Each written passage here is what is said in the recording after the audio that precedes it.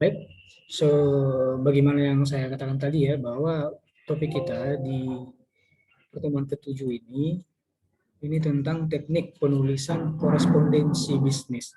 Nah, kalau kita bicara korespondensi bisnis, ini tentunya sangat berguna bagi perusahaan, karena itu nanti akan menunjukkan bahwa kita memang serius dalam melakukan suatu inisiasi, ya. Kemudian kita juga profesional, ya, karena kita akan mewakili perusahaan kita itu ketika kita melakukan suatu komunikasi dengan audiens. Nah, sebagaimana ya di slide kita ini dikatakan bahwa korespondensi merupakan salah satu bentuk komunikasi verbal yang digunakan untuk menyampaikan pesan-pesan bisnis maupun non-bisnis kepada pihak lain. Kemudian, pada umumnya, kegiatan korespondensi berkaitan dengan suatu proses penyampaian pesan, baik bisnis maupun non-bisnis dalam bentuk memo, proposal, agenda, maupun dalam bentuk laporan lainnya. Nah, jadi ketika kita menulis pesan ini, kita pastikan ya kita memang benar-benar memperhatikan ya isi dari pesan tersebut. Makanya nanti di slide berikutnya kita akan misalnya perlu memikirkan bagaimana gagasan pokok atau ide pokok dari sebelum kita menulis pesan bisnis ini kita tentukan sebelumnya. Nah, kemudian mungkin kita dulu ya, bahkan ketika masih sekolah kita sering membahas atau mempraktekkan cara menulis surat yang baik dan benar. Ya. Jadi di sini nanti silahkan dibaca ya pengertian dari surat dan surat bisnis. Yang jelas ketika kita bicara surat bisnis ini kita harus memang mengonsepnya, membuatnya sesuai dengan kepentingan dari perusahaan. Ya, kita pastikan pesan yang kita sampaikan itu mampu dipahami oleh audiens. Dan yang lebih jelas, yang lebih penting lagi, audiens memberikan respon yang positif terhadap pesan yang kita sampaikan. Kemudian, ketika kita menuliskan pesan bisnis ini, ya, di sini dikatakan untuk format penulisan surat yang baik dan benar, perlu kita memang memperhatikan beberapa hal. Pertama, bahasa yang kita gunakan harus kita pastikan mudah dipahami oleh audiens. Penting juga misalnya di sini kita mengetahui sebenarnya seperti apa profil dari audiens kita ini. Kemudian berikutnya, kita pastikan juga menggunakan kalimat yang sederhana. Sederhana di sini bukan berarti menghilangkan esensi dari pesan yang kita akan sampaikan. Kemudian, pesan yang kita sampaikan itu haruslah jelas dan tidak bertele-tele. Misalnya di paragraf pembuka atau salam pembuka kita terlalu banyak basa-basinya, meskipun salam pembuka perlu. Ya. Jadi kita langsung nanti di poin-poinnya. Nah, bagaimana mengantisipasi agar kita tidak bertele-tele dalam menyampaikan pesan? Tentunya kita perlu menentukan topik atau gagasan utama dari pesan yang akan kita inisiasi. Makanya di slide berikutnya nanti akan dibahas. Ya. Itu merupakan suatu keharusan bagi pembuat pesan. Kemudian kita perlu memahami bahwa surat bisnis ini merupakan perwakilan atau duta bagi perusahaan. Karena dia ini sifatnya adalah perwakilan dari perusahaan, jadi ketika kita melakukan atau menulis pesan bisnis ini kita pastikan ya, sesuai dengan kepentingan dari perusahaan. Makanya memang ketika kita bicara pesan bisnis ini, memang ini tidak sembarangan. Kita perlu memahami, mengetahui latar belakang perusahaan kita, kemudian kira-kira konten yang akan kita sampaikan seperti apa, ya. Kemudian kepentingan perusahaan di mana kita wakili seperti apa.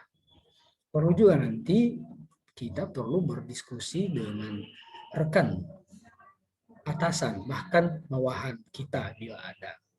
Ini semata-mata nanti untuk memastikan ya, bahwa pesan yang kita sampaikan itu jangan sampai keluar dari kepentingan organisasi.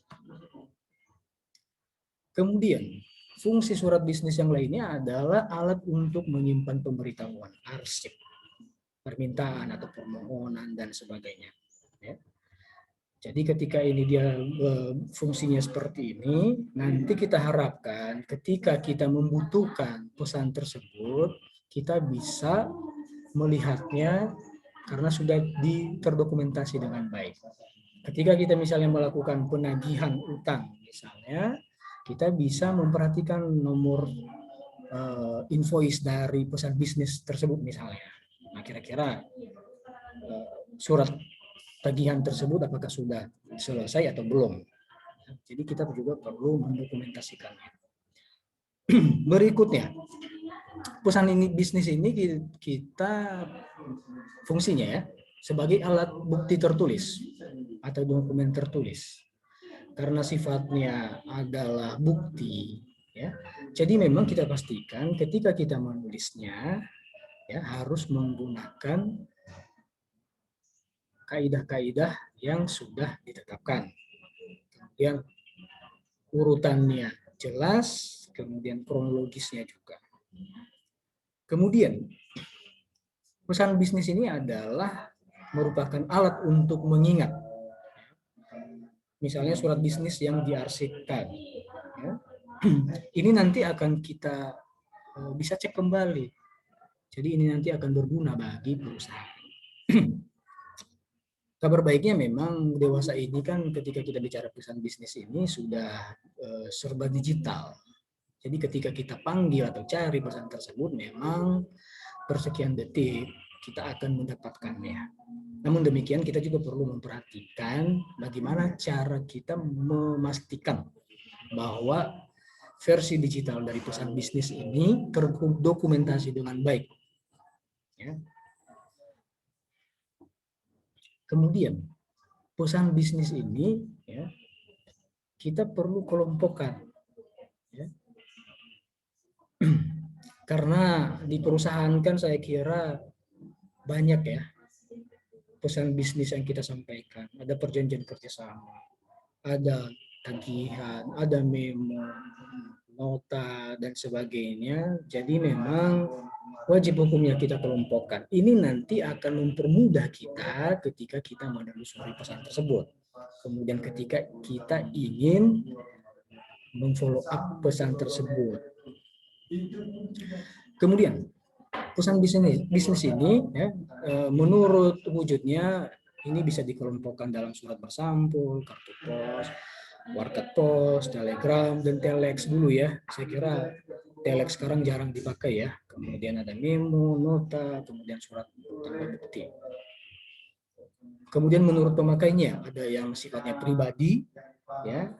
Terkadang memang meski di organisasi bisnis kita juga perlu ya mengucapkan surat ucapan ke mitra, ke karyawan, atau bahkan surat belangsungkawa. Jadi memang kita perlu mengelompokkannya. Jangan kita sampai campur dengan pesan yang lainnya.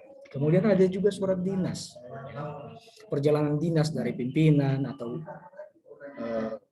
karyawan apapun yang akan menjadi wakil perusahaan. Kemudian ada juga perusahaan bisnis ya, surat-surat kita yang berhubungan dengan mitra kita. Kemudian ada surat sosial. Mungkin kita punya donatur atau misalnya kita punya hubungan yang baik dengan lingkungan sekitar pemerintahan ya. Di situ juga nanti ada suratnya, kita juga perlu mendokumentasikannya. Berikutnya, pengelompokan surat menurut sifatnya. Ada surat yang biasa, ada surat konfidensial, ada yang benar-benar dijaga kerahasiaannya. Kemudian pengelompokan surat menurut urgensinya. Ya. Ada yang surat biasa, yang segera, atau surat kilat. Ya. Nah, ini kalau bicara surat kilat artinya memang kita perlu ya merespon dengan cepat. Nah, penerima dari surat tersebut kita harapkan ya perlu ini meresponnya, jangan sampai justru kita tidak membuatnya dalam skala prioritas.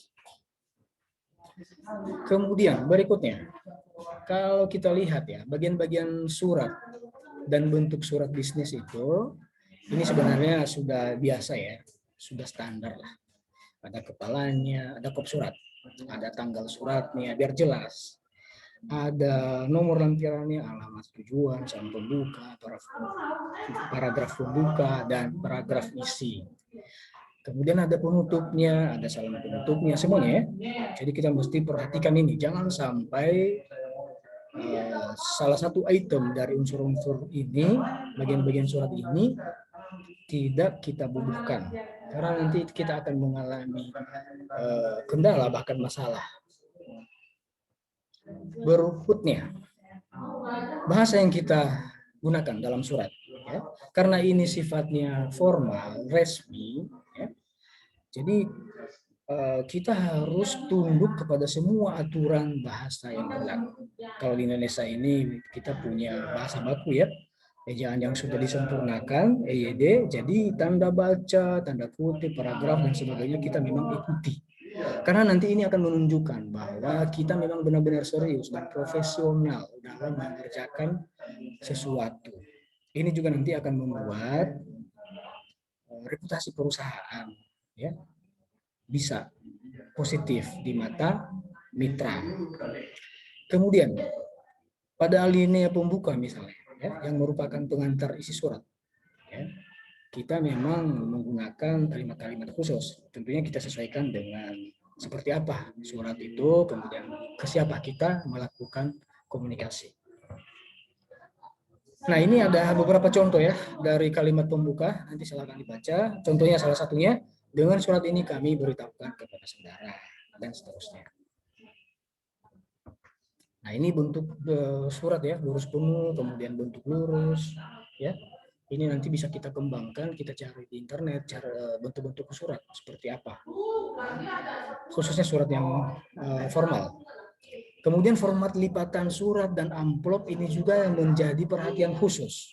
Lagi-lagi karena ini akan menunjukkan keseriusan kita, menunjukkan kita itu memang profesional.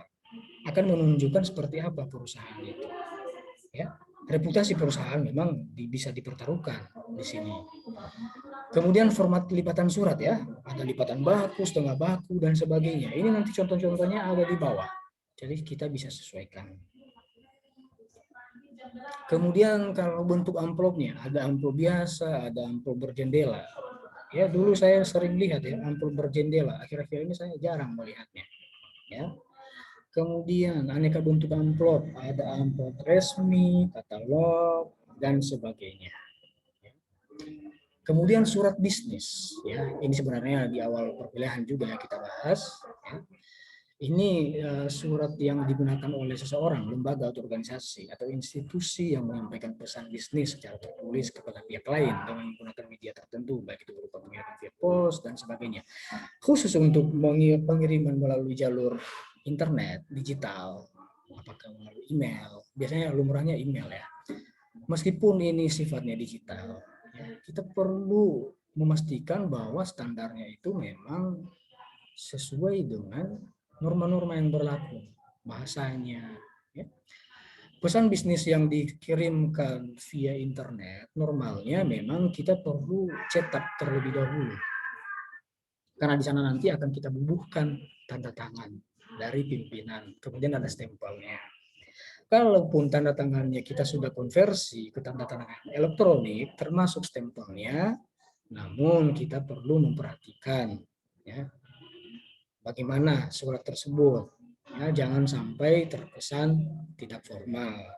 Kemudian kita akan lampirkan format tadi, apakah kita sudah scan atau kita menggunakan soft copy-nya karena kita sudah menggunakan stempel dan tanda tangan elektronik sebelumnya.